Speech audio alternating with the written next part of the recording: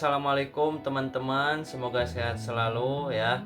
Balik lagi di channel saya, channel yang membahas tentang dunia ojol, khususnya Maxim ya teman-teman. Oke, di video kali ini saya akan membahas sesuatu yang bikin para driver itu kesal ya. Apa? Yaitu kita kena jebakan orderan fiktif ya.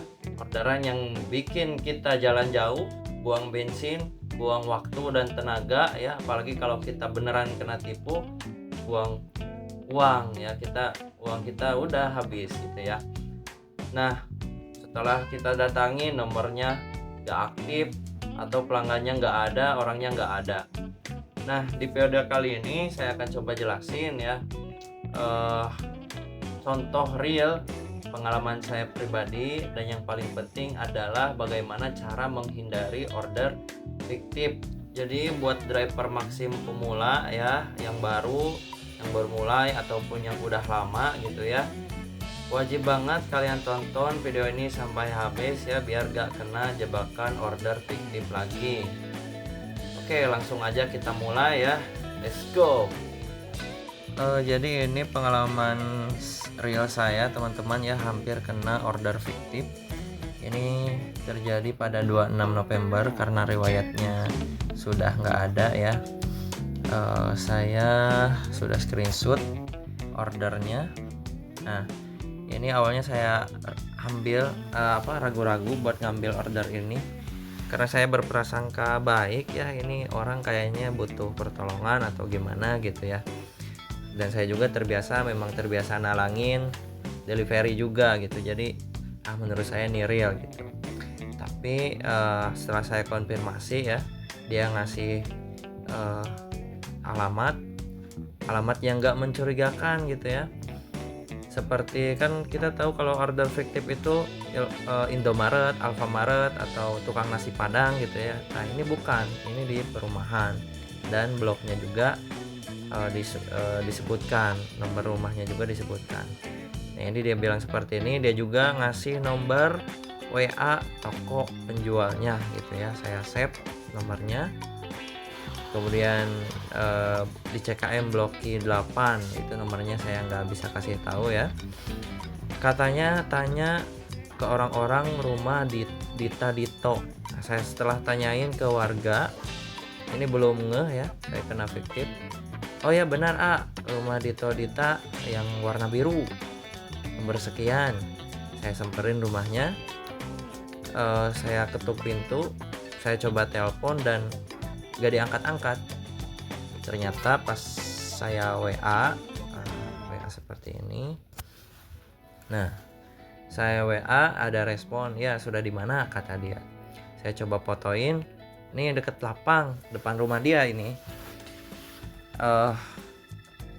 Tiba-tiba dia ngasih nomor GoPay atas nama Muhammad Ridwan. Ya saya tanya, oh pembayarnya lewat GoPay kak? Iya kata dia. Ya saya adanya cash. Nah di sini saya udah ngeh, oh ini kayaknya fiktif, saya kena fiktif nih. Nah ini saya coba pancing ya supaya benar fiktif atau enggak. Saya adanya cash kata saya. Oh maaf gak bisa. Saya bilang ya gimana mau bayar, barangnya belum saya terima gitu, saya belum terima barangnya kak. Dia motoin barangnya.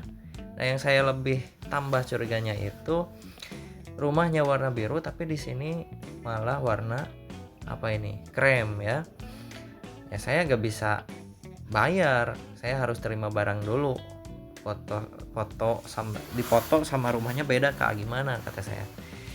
Nah di sini saya langsung blokir orangnya ya, karena kebetulan di situ juga ada warga yang ngasih tahu, dan kebetulan dia juga main Maxim. Ini fiktif ada yang nakal ya udah saya batalin, coba batalin orderannya. Nah di sini dia kekeh ya. Nah kata saya nggak ada respon, nggak ada orangnya, udah dihubungi. Nah ini teman-teman bisa jadi order yang nomor HP yang dia kasih itu dia bisa jadi nomor HP dia sendiri gitu. Jadi ini tipu daya ya yang harus dihindari. Dia masih kekeh suruh ambil besok, minta tolong, dia maksa. Nah, ternyata besoknya ada order itu lagi. Dan saya kasih tahu ke teman-teman bahwa itu efektif, jangan diambil gitu. Nah, teman-teman, itu orderan atau pengalaman yang saya alami, dan alhamdulillah saya gak kena gitu, gak ngeluarin uang, cuman habis tenaga dan waktu. Nah, teman-teman, sekarang bagaimana cara menghindari supaya kita tidak kena order fiktif? Kita simak videonya ya. Oh iya, sebelum lanjut videonya, cara membatalkan orderan supaya nggak kena pelanggaran ya, kalian boleh langsung ke riwayat orderan ya. Kemudian ini contoh ya. Contoh, kemudian ke tindakan. Di sini kan ada lanjutkan eksekusi ya. Nah, di situ ketika orderan sedang berlangsung, di situ ada tulisan batalkan order. Kemudian pilih ya kenapa bisa dibatalkan. Setelah dibatalkan, kalian bisa melakukan feedback ya supaya tidak kena pelanggaran.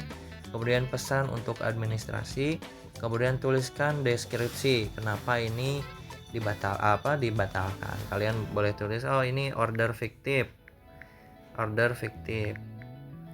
Kalian bisa tulis, tapi kalau deskripsi seperti ini gak bisa ya, harus jelas banget fiktifnya kenapa atau kenapa. Kalian bisa jelaskan ini order fiktif,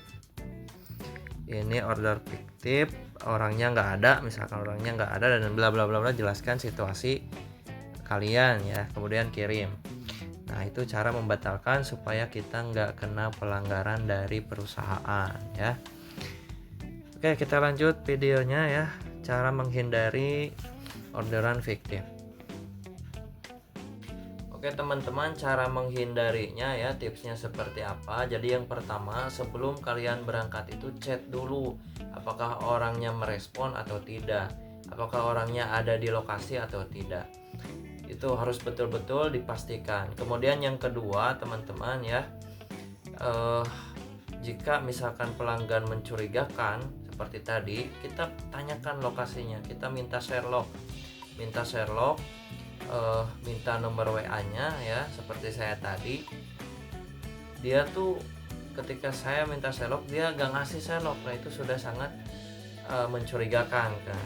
Kemudian kita bisa cek yang ketiga ya, kita bisa cek ratingnya gitu. Kalau misalkan udah checklist, berarti dia pelanggan udah lama gitu ya, udah aman lah. Tapi kalau misalkan gak ada checklistnya, masih tanda bintang, itu kita bisa curiga gitu bahwa ini bisa jadi fiktif atau real gitu ya. Kemudian yang keempat, hindari mengambil order yang lokasinya rawan ya, seperti Indomaret, Alfamaret, atau misalkan tempat rumah makan nasi padang seperti itu ya.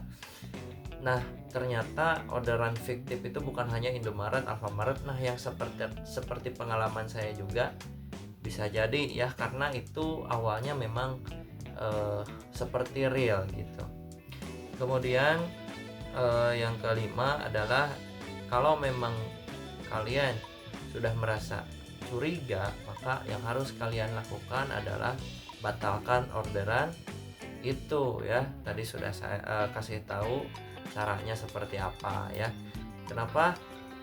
Karena kalau misalkan dilanjutkan orderannya ya, saldo kalian bisa terpotong dan itu rugi juga buat kalian ya.